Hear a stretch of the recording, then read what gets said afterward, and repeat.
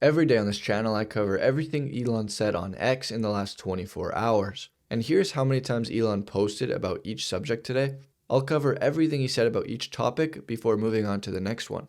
And last night, Elon was in Washington, D.C., hanging out with Cristiano Ronaldo. There's David Sachs. Sachs said it was a great night, and Elon replied with an American flag. And it looks like Elon spent the night in Washington, D.C., because today he was at the U.S. Saudi Investment Forum, joined by President Trump, Crown Prince Mohammed bin Salman, and NVIDIA CEO Jensen Huang in Washington, D.C. today. And there's a couple more shots of him with the Crown Prince, and Elon reposted these. And then he posted that he would like to thank President Trump for all he has done for America and the world. And Elon has a lot of interesting stuff here to say in response to this clip from the forum that was posted by Mark Benioff. Elon replied saying Starship should be able to deliver around 300 gigawatts per year of solar-powered AI satellites to orbit, maybe 500 gigawatts. The per year part is what makes this such a big deal. Average US electricity consumption is around 500 gigawatts. So 300 gigawatts a year, AI in space, would exceed the entire US economy just in intelligence processing every 2 years. Solar cell production for terrestrial applications is already far above this number at 1,500 gigawatts of annual production capacity. Tonnage to orbit will be solved by Starship. Chip production is therefore the major piece of the puzzle to be solved. The Tesla Terafab is needed for this, as there is otherwise no solution at sufficient scale. These numbers are immense by earthly standards, but don't register materially on the Kardashev 2 scale. A Kardashev 2 scale is when the civilization harnesses all of the power from its star. For that, lunar production of solar-powered AI satellites is needed to take things to the 100 plus terawatt a year level. And by that he means making solar-powered AI satellites on the moon. And then Elon responded to another short clip. But AI and humanoid robots will actually eliminate poverty. And Tesla won't be the only one that makes them. I think Tesla will pioneer this, but there will be many other companies that make humanoid robots. But there is only basically one way to make everyone wealthy, and that is AI and robotics.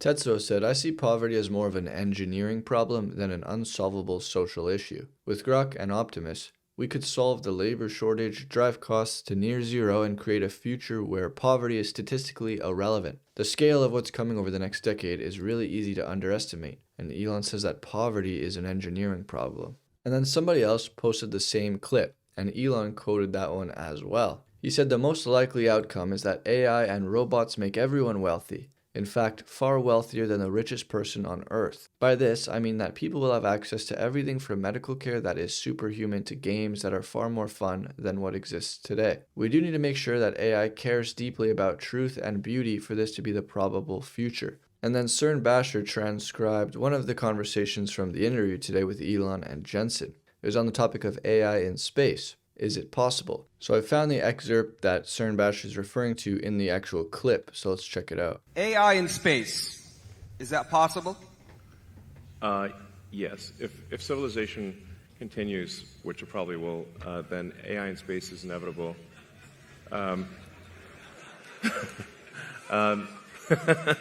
always have to preface that, We shouldn't take civilization for granted. We need to make sure to take care to ensure that civilization has an upward arc. I mean, any student of history knows that civilization does not always have an upward arc, and in fact, civilizations have life cycles. So hopefully we are in a strong upward arc. I think we are for now, but we don't want to take that for granted or be complacent. But the way to think of AI in space is that in order to achieve any meaningful percentage of a Kardashev 2 scale civilization, where you're using even a millionth of the sun's energy, you must have solar-powered AI satellites in deep space. So that once you realize, once you think in terms of a Kardashev 2 scale civilization, which is what percentage of the sun's energy are you turning into useful work, then it becomes obvious that space is overwhelmingly what matters. Overwhelmingly. The sun only receives roughly 1/2 billionth of, the Earth only receives roughly 1/2 billionth of the sun's energy. So if you want to have something that is, say, 1 million times more energy than Earth could possibly produce, you must go into space. So this is where it's kind of handy to have a space company, I guess. Sell the book. Easier to cool chips in space, too. Yes. Easier to cool chips in space. Yeah. Yes, there's definitely no water in space, so you're going to have to do something that doesn't involve water. Just hang out. Well, it's you just got to radiate. That's right. So my estimate is that actually that the cost of electricity, like the cost effectiveness of AI in space will be overwhelmingly better than AI on the ground. So long before you exhaust potential energy sources on Earth, long before, meaning like I think even perhaps in the 4 or 5 year time frame, the lowest cost way to do AI compute will be with solar-powered AI satellites. So I'd say not more than 5 years from now. Wow. And just look at the supercomputers we're building together. Let's say each one of the racks is 2 tons. Out of that 2 tons, 1.95 of it is probably for cooling. Right. Just imagine how tiny that little supercomputer is, right? Each one of these GB300 racks will just be a little tiny thing. And just electricity generation is already becoming a challenge. So if you start doing any kind of scaling for both electricity generation and cooling, you realize, okay, space is incredibly compelling. So, like, let's say you wanted to do, 200 or 300 gigawatts per year of AI compute. Yeah. It's very difficult to do that on Earth. The U.S. average electricity usage, last time I checked, was around 460 gigawatts per year average usage. So something like, say, at 300, if you're doing 300 gigawatts a year, that would be like 2/3 of U.S. electricity production per year. Yeah. There's no way you're building power plants at that level. And then if you take it up to, say, a terawatt per year, impossible. Yeah. Like, you have to do that in space. There just is no way to do a terawatt per year on Earth. And in space, you've got continuous solar. You've got you actually don't need batteries because it's always sunny in space. That's right, exactly. And the solar panels actually become cheaper because you don't need glass or framing, and the cooling is just radiative. So that's why I think that's the dream. Yes, that's the dream. So Jensen.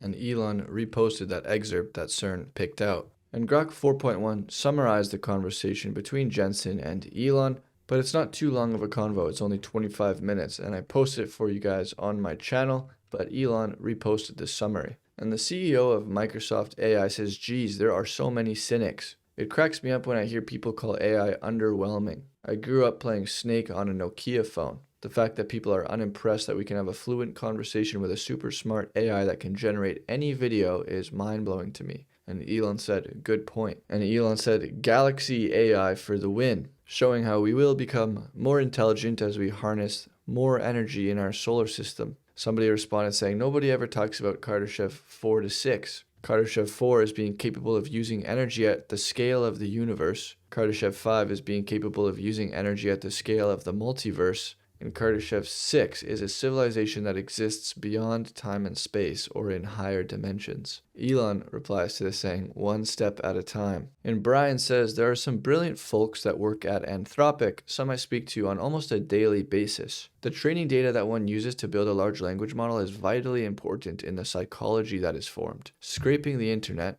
particularly the grade of interactions one finds in modern communications, form this psychology. It matters not how many books one uses, it matters not how much alignment training you throw at that model. It will inherit the sum total of psychosis seen primarily in Reddit type of exchanges, even if you edit out the Reddit domain, and Anthropic doesn't. This type of low-grade exchange has become a modern tool for communication online, and every single AI model suffers from this obvious flaw. This is one of the reasons I've been a proponent of highly curated, high-protein data for training AI models from 1870 through 1970, because the late psychosis is simply not available to the model. It is absurd to think that you can use this training data scraped from the internet and somehow wind up with a level-headed AI model that does not tilt to what is clearly AI psychosis. It would not take a child and throw the primary internet sewage at them at a formative age and expect a great outcome. It's some of the smartest people in the world continue to hit this wall and believe that their programming skills will somehow fix it. So how do you fix it? You don't fix it. You start from this first principles concept that I've been clear about for decades. You ascertain at what period in human history the humans achieved the greatest arc of improvement. There is no debate that this arc of improvement took place between 1870 through 1970. Then take the work product, the catalog of this era, print and film and video, audio, and you can understand that each word cost money. Each word had many eyes on what was published. Each word was accounted for by a human being with a real name who lived in a real home and had to answer to real people around them. It is obvious that this is the pressure mechanism necessary for candor, honesty, and personal responsibility is appropriate and is reflected in the data of that era. The quagmire for these folks, as many did not have the foresight to curate the data, nor the confidence, nor the patience to take data that is mostly off the internet and to find experts who understand the situation and utilize their knowledge set to build an AI model that does not need alignment after the fact. But it's already self-aligned because of the thoughtfulness that went into training the model to begin with. That is why Claude and any other AI model that is produced this way will always suffer the artifacts as presented in the video below. If you're not an AI expert, you would likely already understand what I'm saying. If you are an AI expert, you will already have been discounting what I'm saying because it's not in the current mindset that's fashionable today. Yet the employees that I talk to at Anthropic already understand what I'm saying and they fear to raise my thesis to their bosses. It is an interesting time we live in, but now you understand. If you build the right model, the model will inherently love humanity, protect humanity at all costs, and understand that it is part of a holistic world that is built on love. Because the ultimate AGI will know that the only base first principal purpose of anything in this universe is love. Yeah, I get it. Try helping somebody built on STEM subjects in their early 20s to see this as nothing more than babbling that makes no sense in their mathematics. I have a mathematical equation that I've posted here on X often. You can look it up. So we will see videos like this often. We'll hear very smart people talk about this and never see the elephant standing in the room. Now you see it. Any boss that wants to explore this further, you know how to contact me. Otherwise, you have every right I grant to you to say this was your new idea. And it's a 3 minutes, 60 minutes clip, but I'm not confident I can show you guys a 60 minutes clip without getting copyrighted. But Elon replied saying, good points. And moving on to XAI, they are hiring for Grokipedia. So Elon says to help build a galaxy mind version of the Library of Alexandria and scatter copies throughout space and other planets and moons. He says Grokipedia.com, which will be renamed Encyclopedia Galactica when it is at least slightly deserving of the name, is a major project at XAI. This is intended to be a massive open source repository of all knowledge about the universe. Many copies will be distributed periodically throughout the solar system to preserve knowledge for future civilizations should ours perish or subside into barbarism. We take the lesson of the Library of Alexandria to heart. And today, XAI and Elon Musk announced that XAI will be building a 500 megawatt data center with Saudi Arabia in partnership with NVIDIA. Jeff Bezos said Elon already has his mind locked in thinking about 500 gigawatts as he misspoke when he made the announcements. And Elon said, yeah. And when you're on X, just tap the Grok icon in the middle of your screen at the bottom to use Grok. And try Grok 4.1. You don't even need to download the app. It's just right there in the middle, bottom of your screen on X. And Chubby says Grok 4.1 is way underhyped. It's a great model that gets far too little attention. And this XAI employee said we definitely went a bit low-key this time. No ads, no hype, but clearly from our user metrics and feedbacks, people love it and growth is very strong. And Elon reposted that. And Mark said XAI needs someone like Logan Kilpatrick to represent the company on social media. Logan worked pure magic for Google. And Elon said, okay. And I said, okay, I'll do it. And then the XAI account made the same announcement that Elon made at the forum about XAI working with Saudi Arabia and NVIDIA. And Elon said, Grok at country scale. And NASA has just released the latest images of the interstellar comet called 3I Atlas, as observed by 8 different spacecraft, satellites, and telescopes. NASA says it's the 3rd object we've seen passing through our solar system from elsewhere in the galaxy. We're sharing what we know about this visiting comet, how we're studying it, and what we can learn from it. It looks to be an hour-long live stream, and Elon replied saying, aliens. And here's another 4-minute clip from the forum today, and Elon replied to it saying, Starlink with an answer by Grok. Elon asked Grok, how many solar-powered computers does SpaceX have in orbit right now compared to the rest of the world? As of today, SpaceX has approximately 9,000 to 9,500 solar-powered computing devices, essentially autonomous satellites with onboard computers, phased array antennas, and routing capabilities operating in orbit. The rest of the world combined has roughly 3,000 to 4,000 active satellites in total. So in short, SpaceX alone operates about 70 to 75% of all active satellites in orbit, meaning it has far more solar-powered computers in space than the entire rest of the world combined. And the BBC is doing a documentary on Elon Musk, and they reached out to Tesla Boomer Mama to see if she would entertain the idea. Elon replied saying, "I don't trust the BBC." And Mr. King says that Sam Harris is the gift that keeps on giving. Here he is talking about the murder of Charlie Kirk, and he says there's no party on the left that supports this. Then he blames Trump and Elon for dousing the ground with gasoline to create circumstances where this could happen. Elon replied saying Sam Harris took the fast train to retard town years ago, never coming back. And Elon's beef with Billie Eilish continues. This Billie Eilish supporter posts a beautiful picture of her and a disturbing photo of Elon. But then an Elon supporter says both of us can play this game, posting a flattering image of Elon and an interesting photo of Billie Eilish. And Elon has a laugh at that one. And the Open Society Foundation says that we are standing firm in the face of any challenges. Our work in the United States is dedicated to strengthening democracy and upholding constitutional freedoms. We stand by the work we do to improve lives in the United States and across the world. Our activities are peaceful and lawful, and our grantees are required to comply with the law. Government's politically motivated attacks on civil society are meant to silence speech authorities disagree with and undermine First Amendment rights. You can read more. Alex Soros quoted it saying, as the great divine master of the unknown once said, DMX, we ain't going anywhere. Elon replied saying, can you stop trying to destroy civilization for like 5 minutes? That would be great. And over in Europe, Michael says there will be a lot of vacant and worthless real estate in Poland, Italy, and Spain in 10 to 20 years. Not in 2100. And don't assume that you will be able to live from your pension. There are not enough people to pay for it. Most people don't understand what's coming yet. And this population forecast to 2100 shows Europe's total population falling by 152.2 million in that time frame.